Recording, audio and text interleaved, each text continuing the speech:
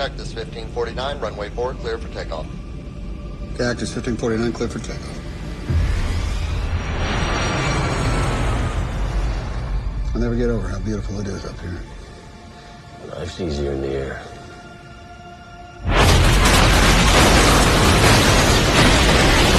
Cactus 1549, lost thrust on both engines. We are turning back towards LaGuardia. I have an emergency. He lost both engines. Returning immediately. Cactus 1549, if we can get it for you, do you want to try to land runway 13? We are unable. We may end up in the Hudson. 1549, runway 4 is available. I don't think we can make any runway. What about over to our right? Off your right side is Teterboro Airport. You can land runway 1 Teterboro. We can't make it. We're going to end up in the Hudson. I'm sorry, say again, Cactus?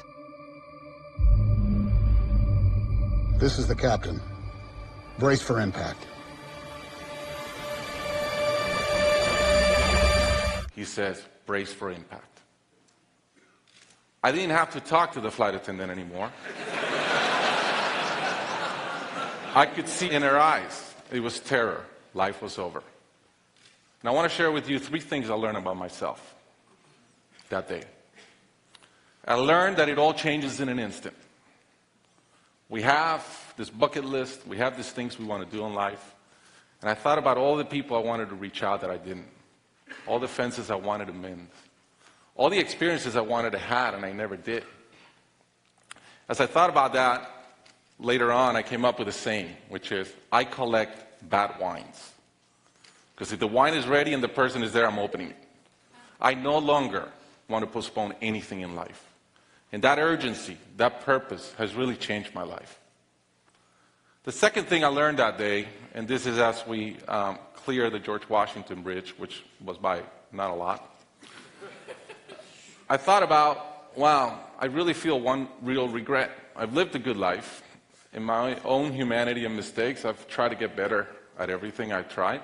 But in my humanity, I also allow my ego to get in. And I regretted the time I wasted in things that did not matter with people that matter.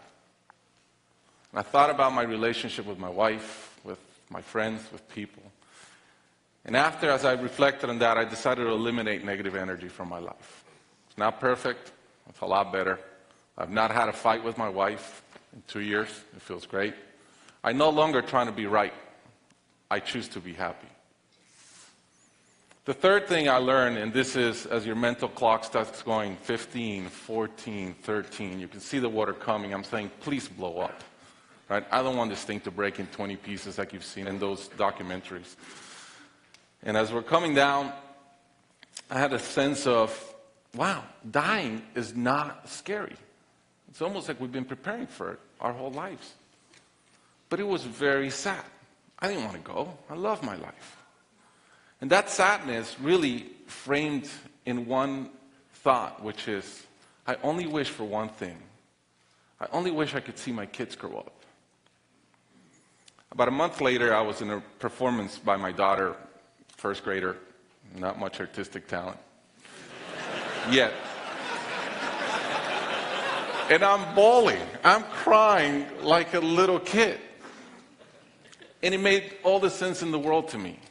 I realized at that point, by connecting those 2 dots, that the only thing that matters in my life is being a great dad. Above all, the only goal I have in life is to be a good dad. I was given the gift of a miracle of not dying that day. I was given another gift, which was to be able to see into the future and come back and live differently. I challenge you guys that are flying today. Imagine the same thing happens on your plane, and please don't. But imagine, and how would you change? What would you get done that you're waiting to get done because you think you'll be here forever? How would you change your relationships and the negative energy in them? And more than anything, are you being the best parent you can? Thank you.